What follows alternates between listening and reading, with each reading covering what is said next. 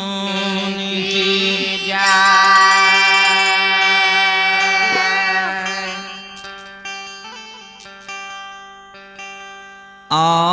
आसनी इन पैते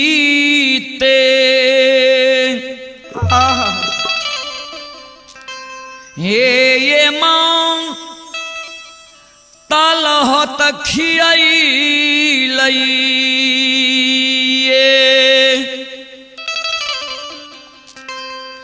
देवी माँ तरहत खियाइलिए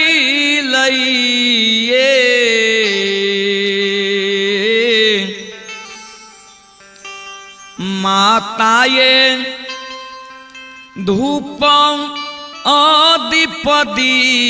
आदिपदीयते चुटकी जा ललई से ये लोगवा लोग उलहन दै छइए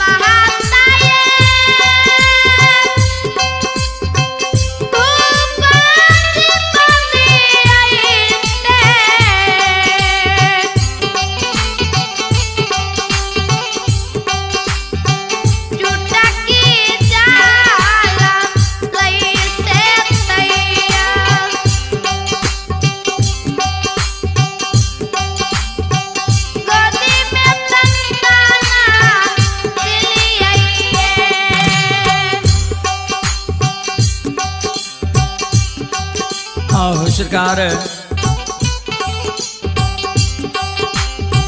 श्रोता भगवान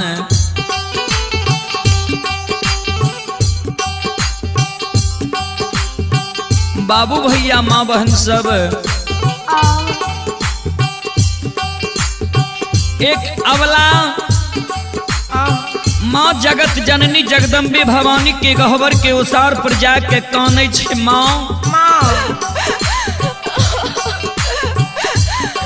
माँ अपने के आसनी निपत हमर तरहत खिया गले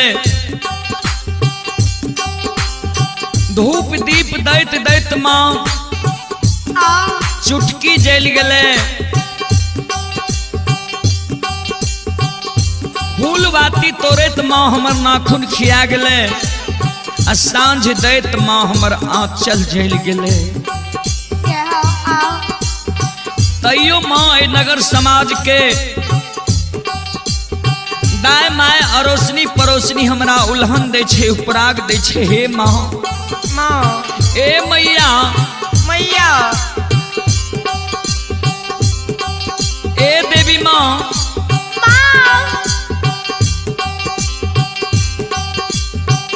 आ तैयो नाही देलियै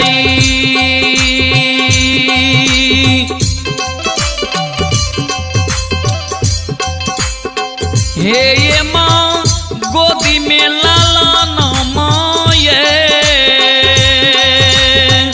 देवी माँ गोदी में लाला नमाये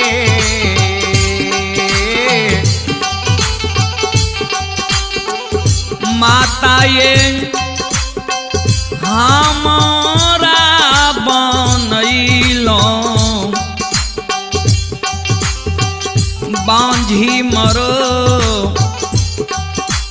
छन्नी से लोगवा लोग उलहन दै छइए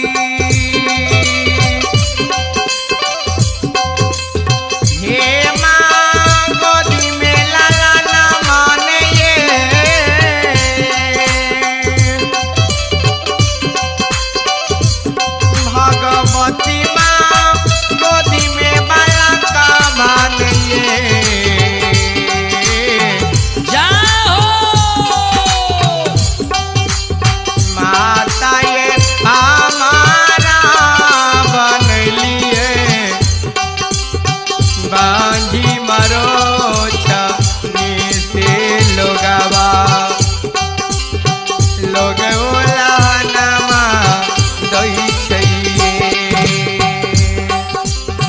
श्रोता भगवान अबला काने छे महा ए मैया दाय माय अरोसनी परोसनी सास ननंद गोतनी ते माँ हमरा उल्हन पराग देते छे, लेकिन माँ हमरा अब अपना भी धीरज नहीं रही है। हे मैया हे जगत जननी माँ मैया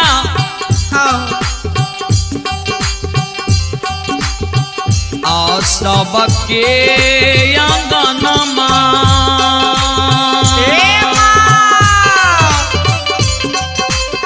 हे ये माँ खेलै छै ललनमा ये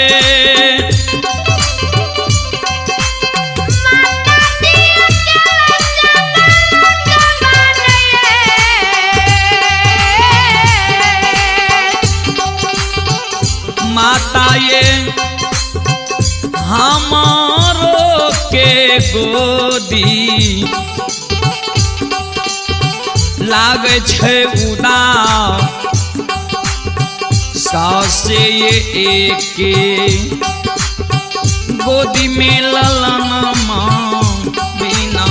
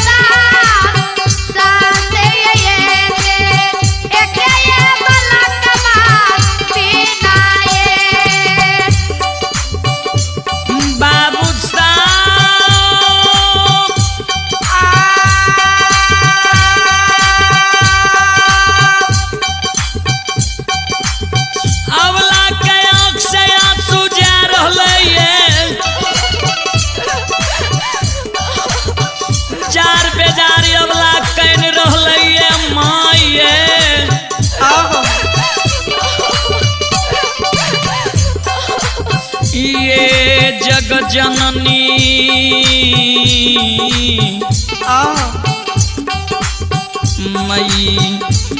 मैया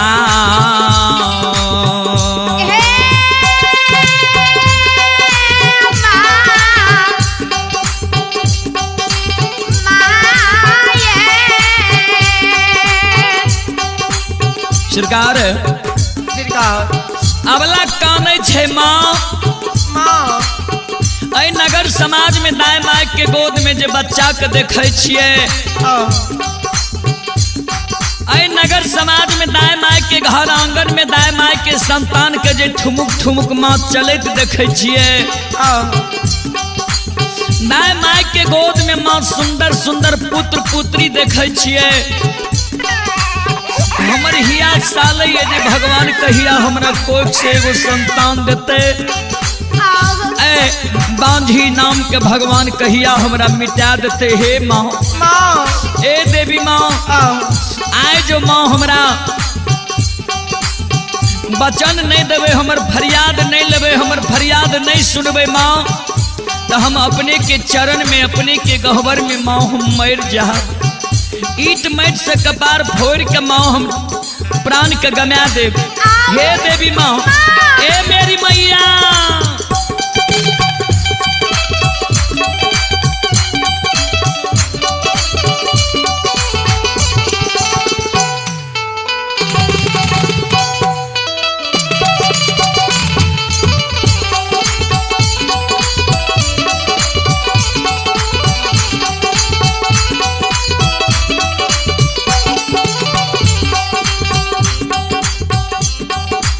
श्रोता भगवान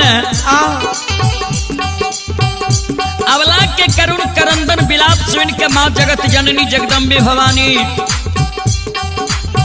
अबला के प्रत्यक्ष दर्शन हुए गहबर में दै छे। हे वाला अबला हे सलखो नहीं काना नहीं आंख से आंसू गिराव नहीं जार बेजार काना तोरा गोद में खिलौना चाहिए। अबला कल के हाँ माँ जगत जननी माँ अबला के साथ जवाब करे छे। हे अबला अबला आ घर पाछुआरा बा जय हो अबला बसे छे कुम्हार भैया है हे अबला बसे चा कुमार भैया हे अबला मिट्टी के बालकबा लिहो बनबा इसे लोग के लोग उल्हना छूटता है।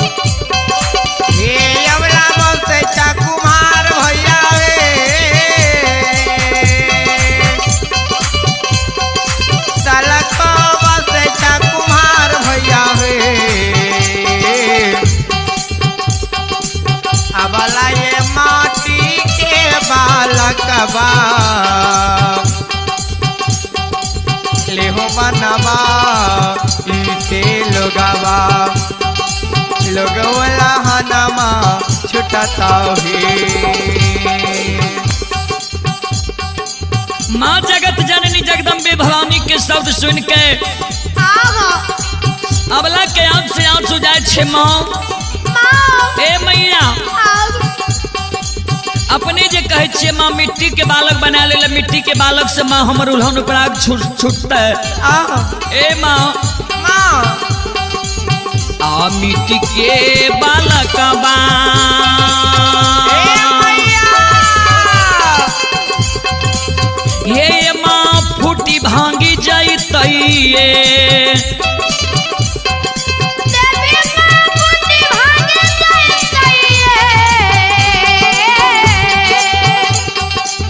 माता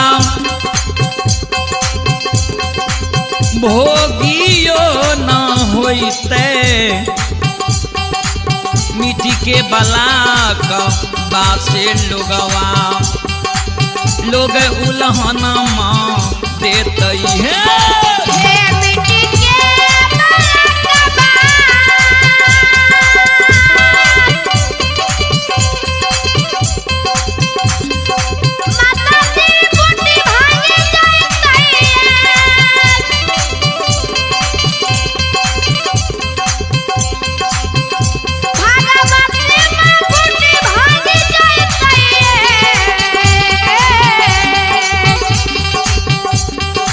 महा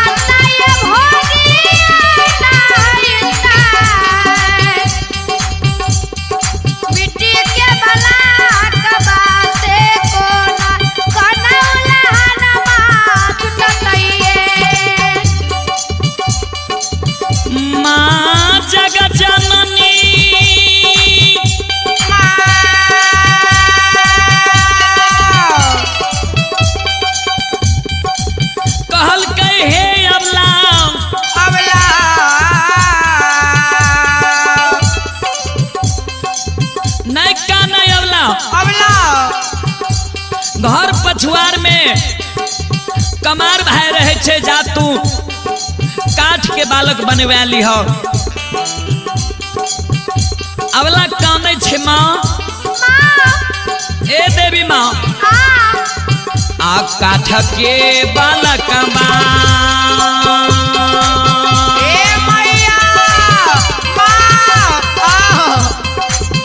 माता हिल नहीं डोलई हे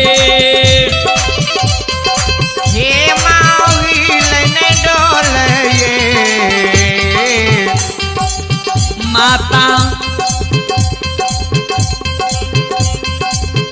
नहीं करे छे मुखा से जाबा बसे कोना कोना उलहन में छूटत हे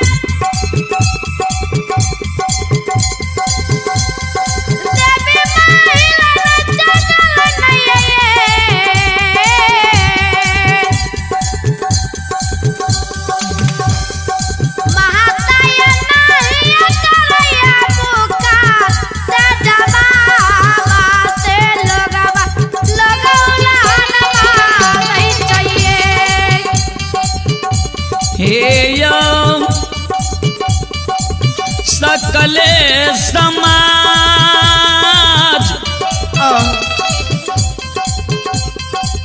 समाज बा आबू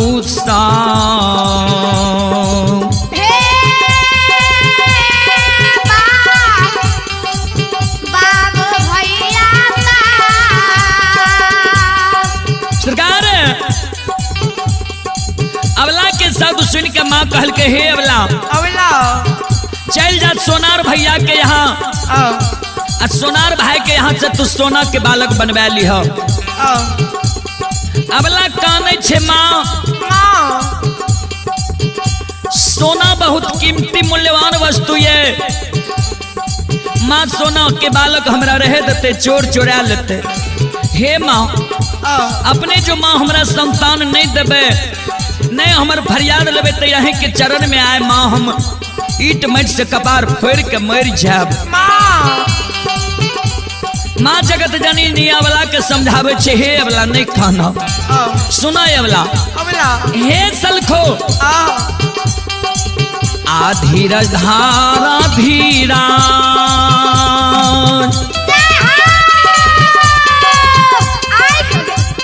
हे सलखो धीरज धैर्य के रहो भगवान के घर में देर छे अंधेर नहीं छे धीरज धारा धीरा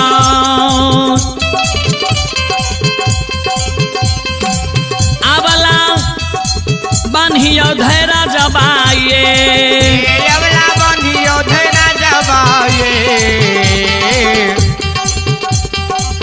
अवला भगवान देता गोदी मेला लान माँ से लोगवा लोग उलहन माँ छूटत है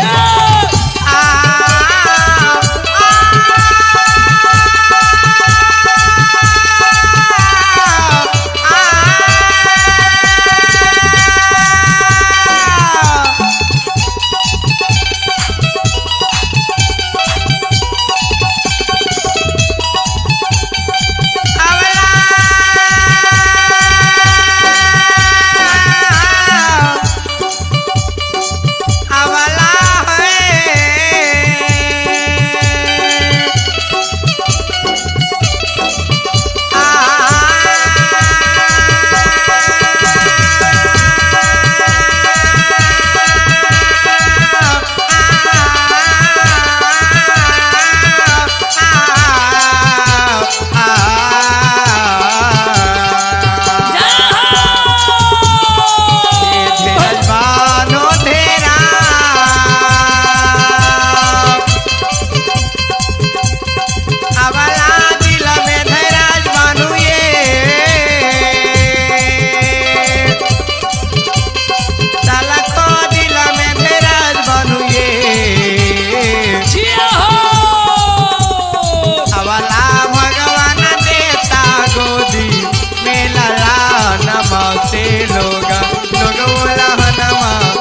छुटता हे अवला भगवान देता गोदी में लाला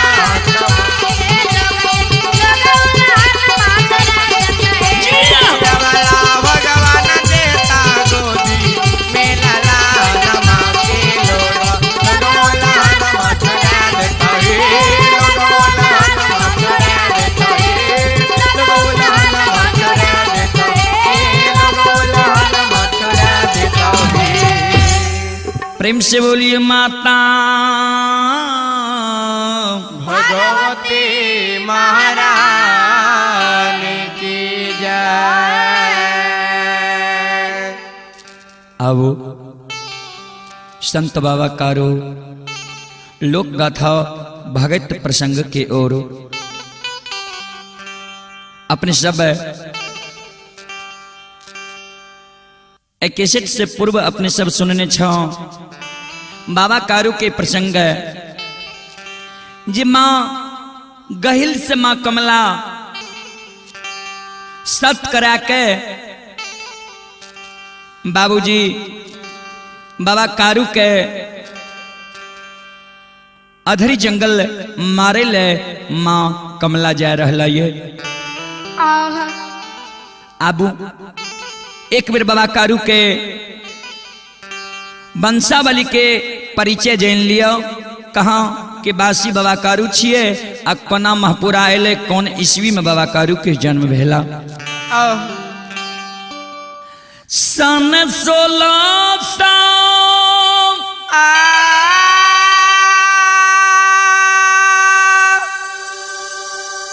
69 ईस्वी में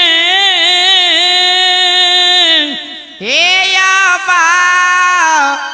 बाबू साहब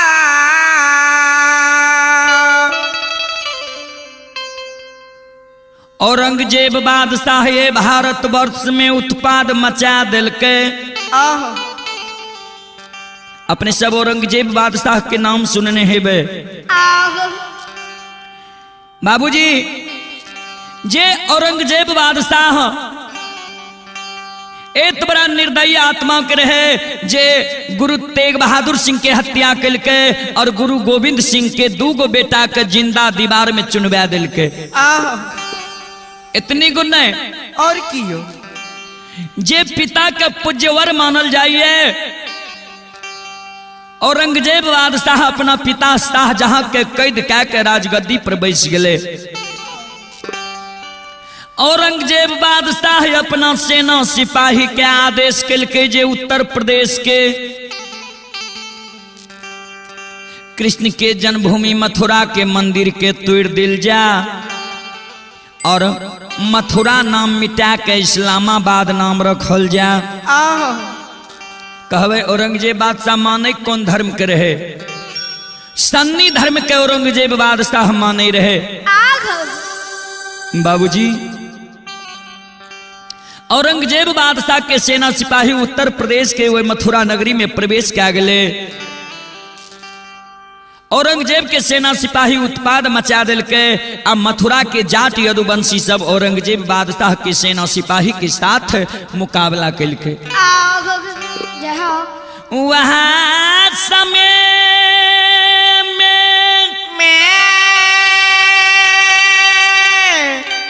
कारू बाबा जय हो कारू बाबा के पूर्वज जिनकर नाम रहथिन रमनी खिरहर उत्तर प्रदेश के गोकुल नगरी से 12 किलोमीटर उत्तर प्रमाणपुर गांव रहे। ओई प्रमाणपुर गांव में कारू बाबा के पूर्वज बाबा रमनी बसे रहथिन। रमनी बाबा औरंगजेब बादशाह के सेना सिपाही के सरकार ओई उत्पाद के डर से सरकार उत्तर प्रदेश के ओई प्रमाणपुर गांव से भाग के बिहार राज्य सहरसा जिला महिषी प्रखंड महपुरा ग्राम में आब के बैस गया। ओई समय में सरकार नहीं सहरसा जिला रहे और नहीं महिषी प्रखंड रहे। रमनी बाबा के महपुरा नगरी में 2 गो संतान भेला। जय हो अरियार खिरहर और बरियार खिरहर। आहो बाबा बरियार खिरहर के भी 2 गो संतान, थान खिरहर और मान खिरहर। बाबा मान खिरहर के 1 गो संतान भातु खिरहर, आ बाबा भातु के 4 गो संतान, छुन्हाय खिरहर, नंद खिरहर, भागा खिरहर, दीना खिरहर। आहो नंद बाबा के द्वारा मायामती माय के जय हो गर्भ से महपुरा में 4 गो संतान जन्म लेल कोई। हे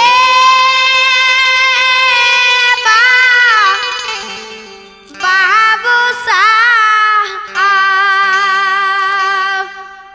नंद बाबा के द्वारा मायामती माय के गर्भ से 4 गो संतान महपुरा नगरी में जन्म लेल के।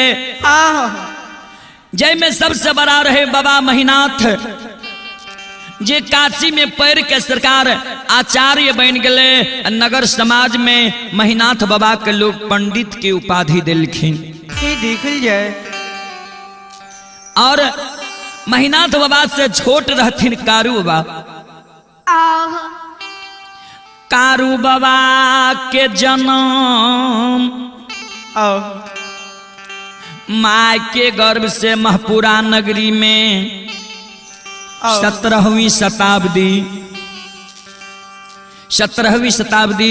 1791 ईस्वी में आश्विन महीना शुक्ल पक्ष सप्तमी के रात्रि ब्रह्म मुहूर्त में बाबा कारू के जन्म महपुरा नगरी में माय के गर्भ से भेला। आहो कारू बाबा से छोट बाबा साहबी जे बिना शादी शुदा के मर गेला। आहो आ सबसे छोट बाबा लक्षण, जहिना त्रेता में मर्यादा पुरुषोत्तम श्री रामचंद्र जी के साथ लक्ष्मण जी रहे रहथिन, वह समान कालो काल कलयुग में संत बाबा कारू के साथ बाबा लक्षण रहे रहथिन। आहो बोलो बोलो संत बाबा कारू खिरारी की। आते भागाती के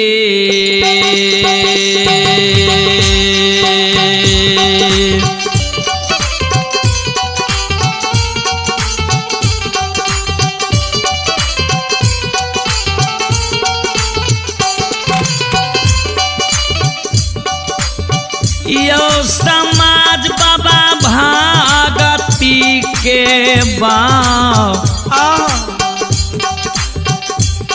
आयो बासा में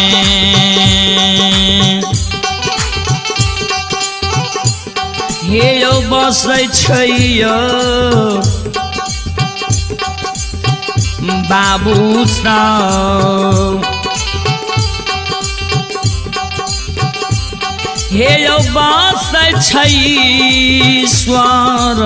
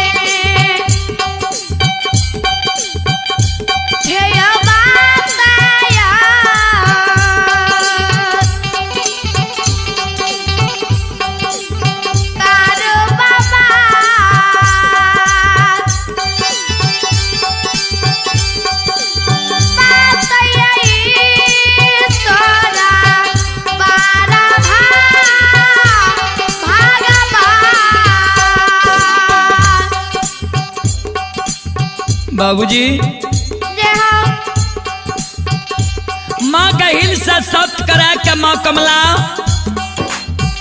अधरी जंगल के बाद धरे छे तामध में बाबा कारू आ बाबा लक्षण गाय हाकने जहारा नदी के किनार में पहुंच गया ये बाबूजी आषाढ़ महीना आषाढ़ महीना जहारा नदी के पानी सरकार उफान मार रही है।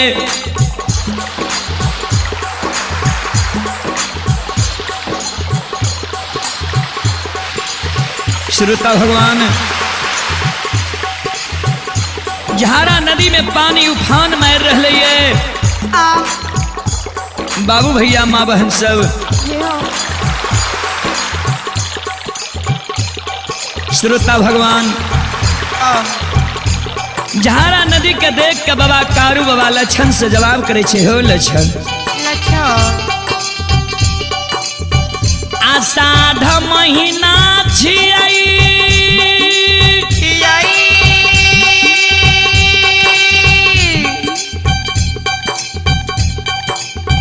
अंधेरी रात छियाई लक्षण हो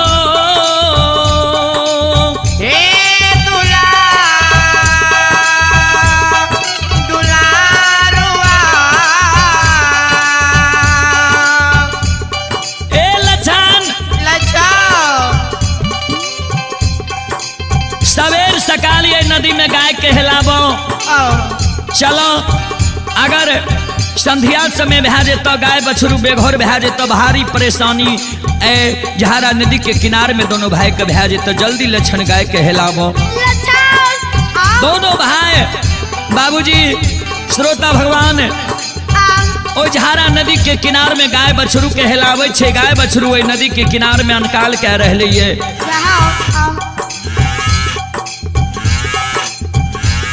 बाबू भैया सब नदी में गाय प्रवेश करे छे बछरू प्रवेश करे छे।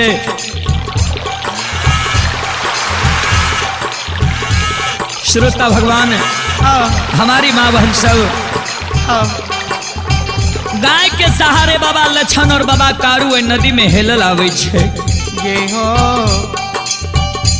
जब बाबा कारू बाबा लक्षण गाय हाकने गाय के हेले ने सरकार आधा नदी पार क्या गए बाबा कारू और बाबा लक्षण के व्यवहार माँ कमला देखे छे। माँ कमला वो अधरी जंगल में बाबा कारू के खोज के आवे छे बाबा कारू नहीं मिले छे। माँ कमला वो झारा नदी के किनार में आवे छे बाबा कारू के देखे छे गाय बछरू ला के नदी में हेलल जा रही है। गाय सेलार मारे छे बछरू सेलार मारे छे। श्रोता बाबू माँ बहन सब माँ कमला बाबा कारू और बाबा लक्षण के देख के वो झारा नदी के किनारे में श्रोता भगवान हमारी माँ बहन सब आये माया ये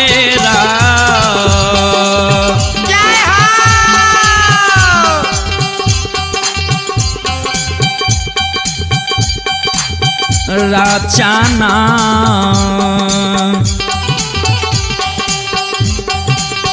हे कमलेश्वरी माया के राचाना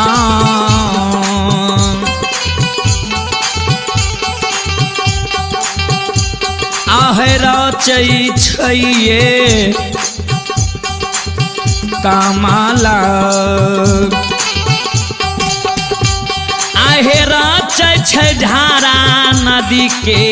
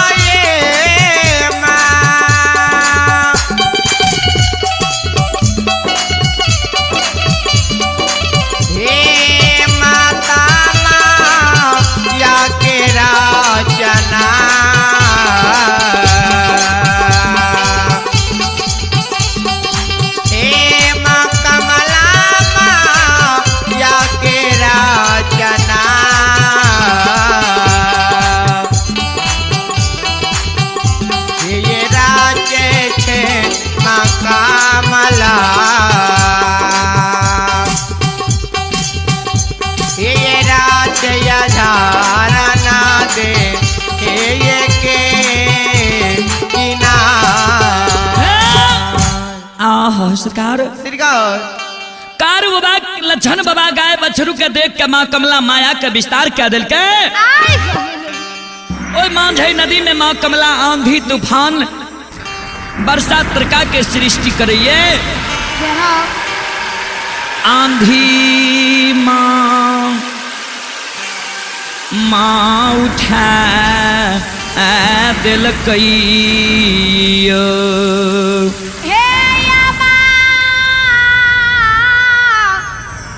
बाबू भैया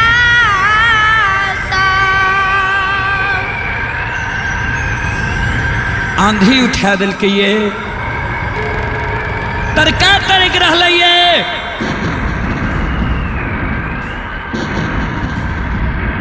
वर्षा बरस रही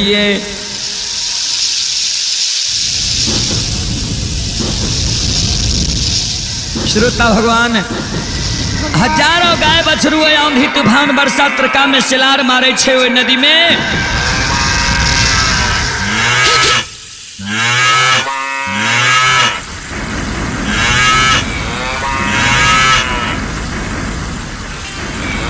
श्रोता भगवान ओई नदी में माँ कमला आंधी तूफान जे उठा दिल के सरकार वहाँ आंधी तूफान में बाबा कारू बाबा लक्षण हजारों गाय बछरू मुनहा सार जे ओई नदी में हेलल जाए रहे ओई नदी से माँ कमला बाबा कारू के गाय के बछरू के पकड़ के सरकार अधरी जंगल ले गले अधरी जंगल में सत की बांध माँ कमला बाबा कारू के गाय के बछरू के बांध दिल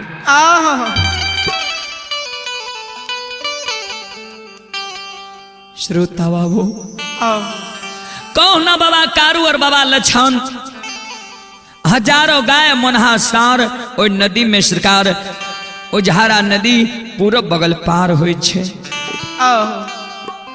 बाबा कारू कहल के हो लक्षण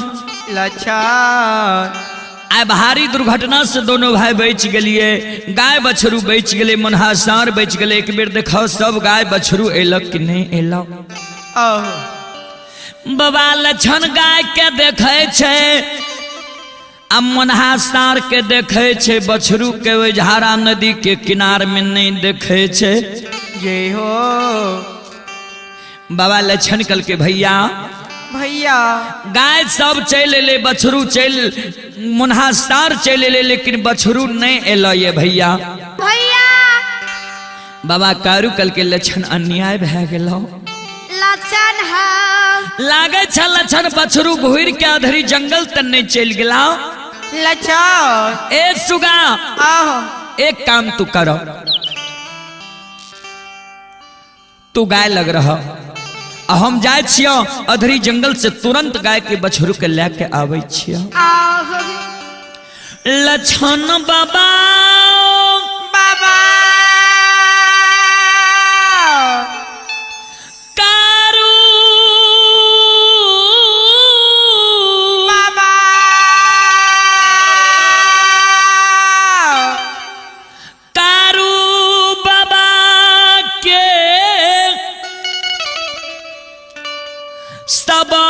लक्षण सुनई छई लक्षण बाबा के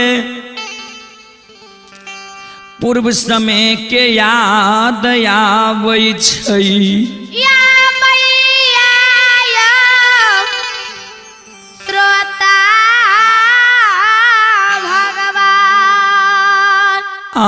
बाबूजी श्रोता भगवान लक्षण बाबा के पूर्व समय के याद आवे छे लक्षण बाबा के जय समय में कारू बाबा आवे के समय में गाय के दिन गुनाबे ले भेजल के रे महीनाथ बाबा लग गाय के दिन बनले रहे गैबार के दिन नहीं बनले रहे गाय पलवा जंगल जाय छे तो गाय पलवा जंगल से संपूर्ण लौट के चल आवे छे गैबार जाय के बेर में जाय छे जोरा आ आवे के बेर में बहा जाय छे बेजोरा ओई बात के लक्षण बाबा सोचे छे आज एक बड़ा दुर्घटना भा रही है एक बेर अधरी जंगल में हजारों बाघ बाघिन से बच गए आ दोसर बेरे नदी में आंधी तूफान बरसात तरका से बच गए। लक्षण बाबा के आंख से आंसू झारा नदी के किनारे में गिरे लगले। भैया भैया एक सहोदरा अधरी नहीं जा अधरी के नाम भुला जइयो।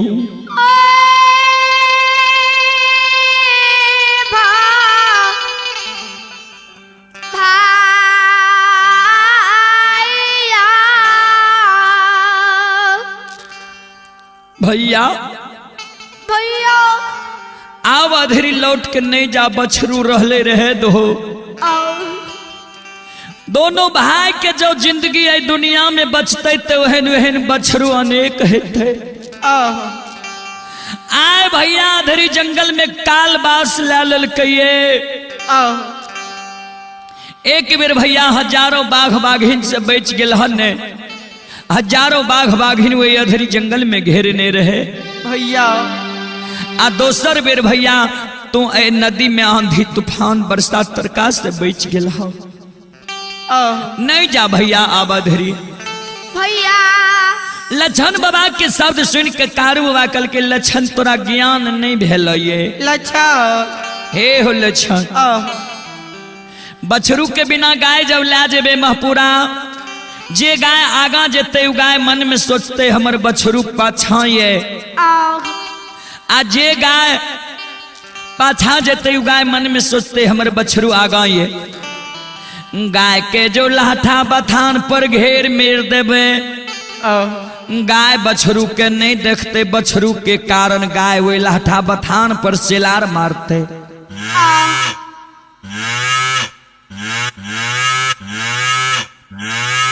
ए लक्षण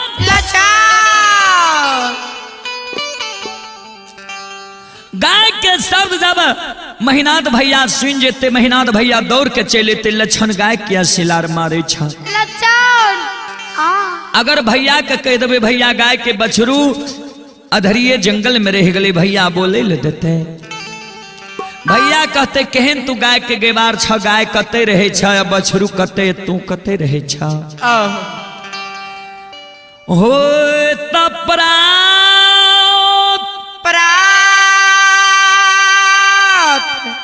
नगर समाज के पूरे लोग जैन जेते जे कारू के गाय गाय के बछरू अधरी जंगल में रह गेले। हे हो लक्षण हे हो सुगा हे हो दुलरुआ लोग बोले ले देते महपुरा नगरी में। आरे हैं सिए रे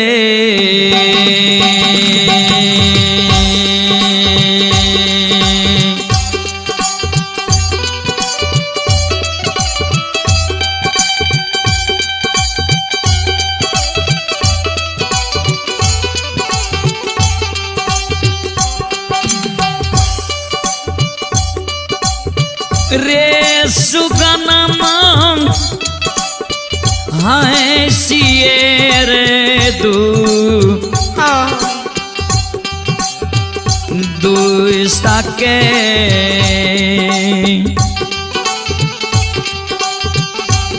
हेरे मारतई रे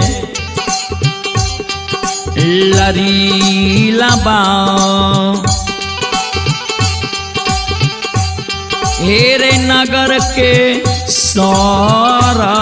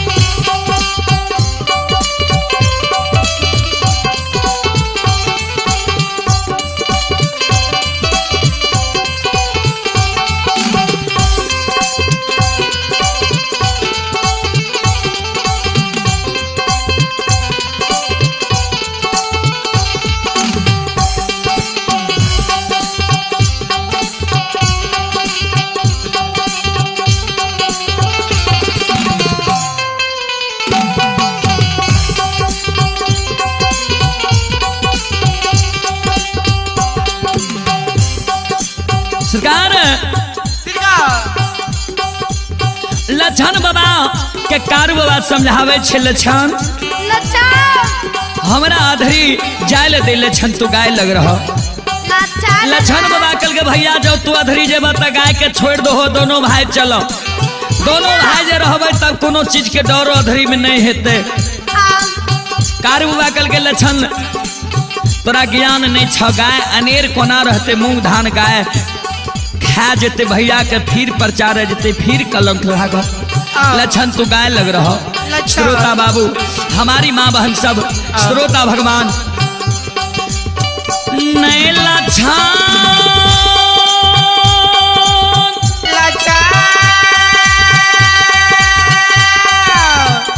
नहीं लछन बाबा के बात कारू बाबा माने छे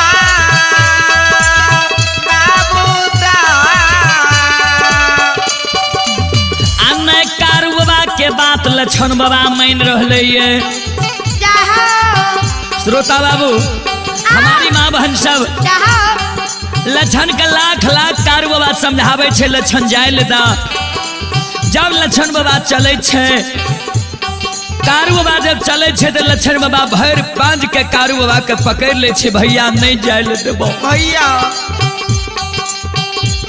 माय के दूध छोड़ लिए अब माय के गोदी से तू छीन के ले लो गाय के दूध पिला के हमरा पोस पाल के तू ढेरुआ बना दिल हो आज तू अधरी हमरा बात काट के जाय छो हमरा छोड़ के जाय छो भैया बिना दोष जो तोरा कुछ बहा जेतो हो सहोदरा हो दादा भाई तोरा गोद में जे हम रहलियो तू जे गोद में ला के हमरा गाय के दूध पिले हो कहिए ने हम जान लिए जे माय के लार प्यार बाबू के लार प्यार हमरा नहीं मिलले आज तू जाय छो दिना दोस्त भैया कुछ बहा जेतो भैया आके कारा हो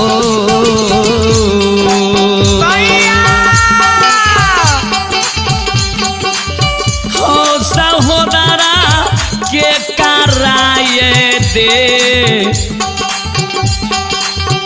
देखा के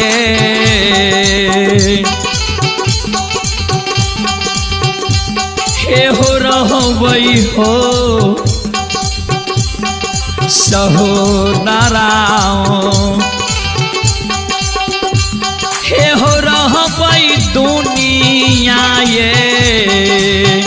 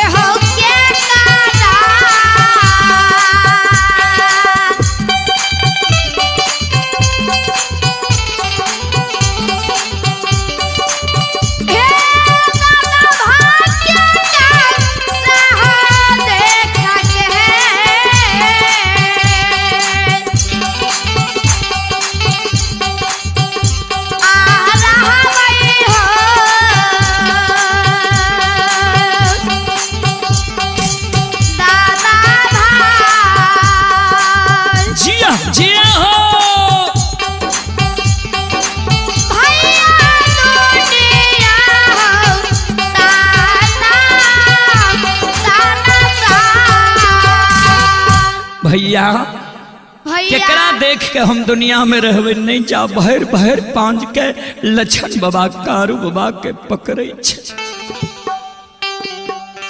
बाबूजी श्रोता भगवान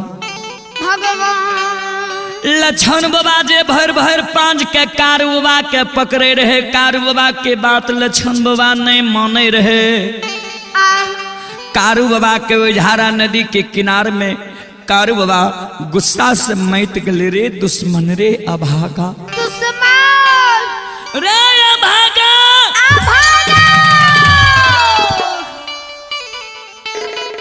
तो अपने मुंह से बोले छे जे माय के गोदी से तोरा ले लियो, गाय के दूध पिला के ढेर हुआ क्या दे लियो। कहिए न एक चाट मार लियो, न कोनो कठोर वचन कह लियो। लच्छन आय लक्षण तू किया हमरा बात के उल्लंघन करे छे। ए लक्षण सब दिन तोरा हम छोट भाई अनुज भाई पुत्र के समान होय छे, अनुज भाई पुत्र के समान होइए, पुत्र के समान तोरा मान लियो। अब बड़ भाई पिता के तुल्य होइए, तू हमरा पिता के तुल्य मान ले, कहिए हमरा बात के उल्लंघन नहीं केले। आय लक्षण तू हमरा बात के उल्लंघन करे छे, हमर बात नहीं माने छे लक्षण। रे अभागा, रे निर्दयी, रे दुश्मन, जाओ तू आए हमरा बात का उल्लंघन करे छे, तू जाओ आए जहिना तोरा हम पचलियो तहिना तोहर आए हम दुश्मन एझारा नदी के किनार में बन जेबो। लक्षण बाबा कहे छे भैया मारबे मार रहला, लेकिन अधरी नहीं जाए ले देबो।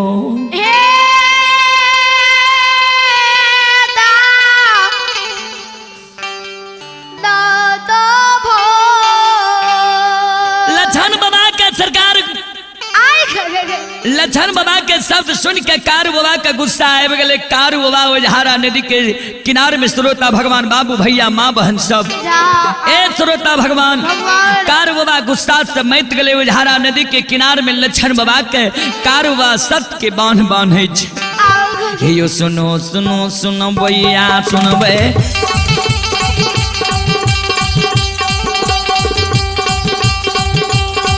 हे सुनो सुनो सुनो भैया सुन भाई, जय हो।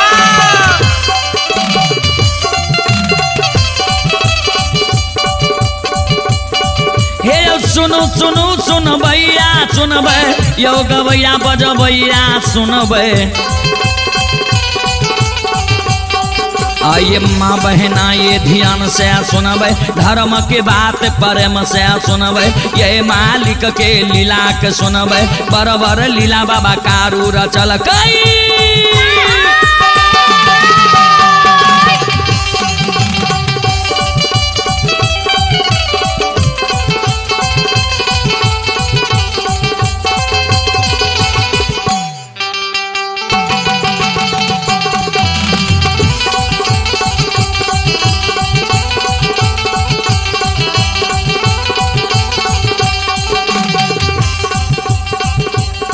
बाबूजी हे हो सत के बांध बाबा कारू बांध है छई।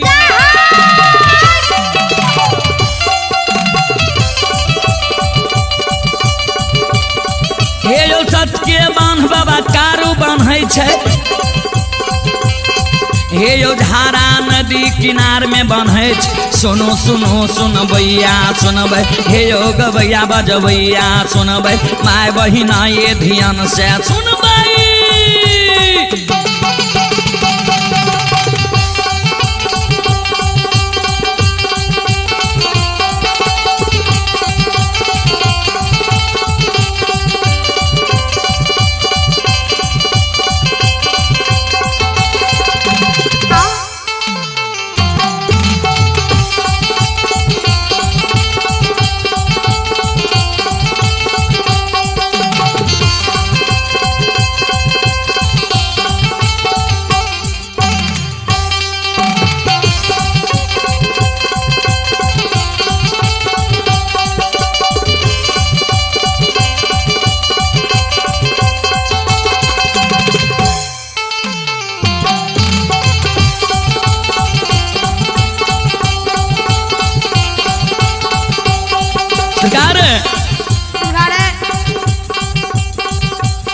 श्रोता बाबू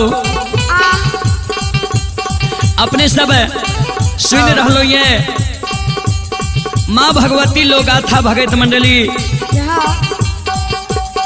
गायक रुदल पंजियार आ साथी ग्राम पोस्ट बेलवारा थाना सिमरी बख्तियारपुर जिला सहरसा।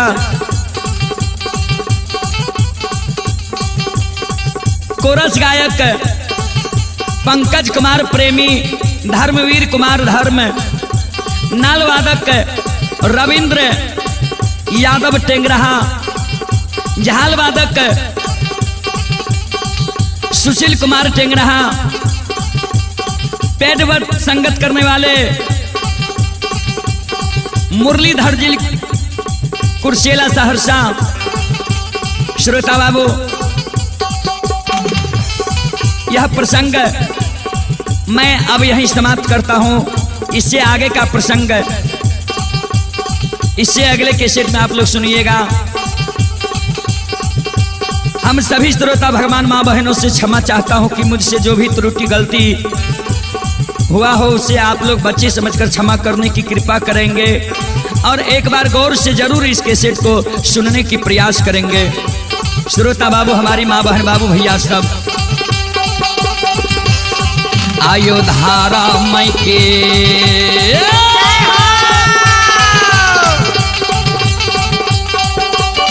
हे यो बाबा धारा मई के ली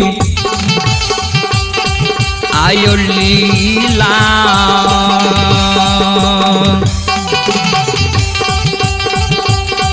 आये मैया बहिन सब धारा मई के ली आहो लीला।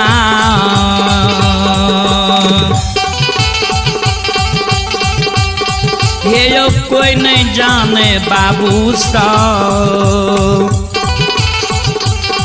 हे यो नहीं जाने दुनिया ये ना